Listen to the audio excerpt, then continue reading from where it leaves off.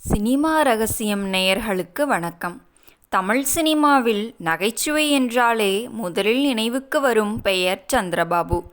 அதேபோல ஒரு உணர்வை இரண்டே வரிகளில் சொல்லிவிட முடியாது. அப்படி சொல்லிவிடக்கூடிய கவிஞர்தான் நம் மேதை கவிஞர் கண்ணதாசன். இந்த இரு ஜாம்பவான்களும் இணைந்தபோது திரையில் என்ன மேஜிக் நடந்தது தெரியுமா?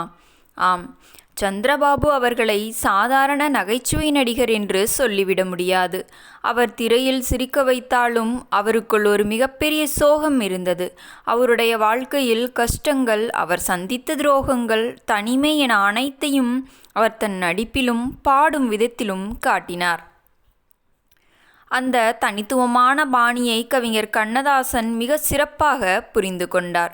மற்ற நடிகர்களுக்கு எழுதும்போது இருந்ததை விட சந்திரபாபுவிற்கு எழுதும்போது கண்ணதாசன் மிகவும் கவனமாக இருப்பார்.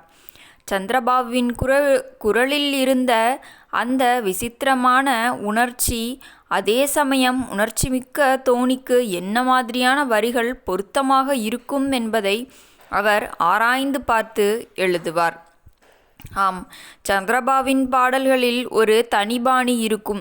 ஒரு தத்துவத்தை சொல்லிவிட்டு அதை நகைச்சுவையாக முடிப்பார். அதற்கு கண்ணதாசன் கொடுத்த வரிகள் மிக முக்கியமானவை. குடிசை வாழ்க்கை முதல் பல பாடல்களில் வாழ்க்கையின் யதார்த்தத்தை மிக எளிமையாக சொன்னார்கள். கண்ணதாசன் சந்திரபாபுவுடன் அமர்ந்து, பாபு, இந்த வரியை சொல்லும்போது நீ உன் கண்களால் அந்த ஏமாற்றத்தை காட்டு என்று சொல்லி அதற்கேற்ற வரிகளை புனைவார். ஒரு பாடலாசிரியர் நடிகருக்கான பாவனைகளை தீர்மானிக்கும் அளவுக்கு இவர்களது நட்பு ஆழமாக இருந்தது.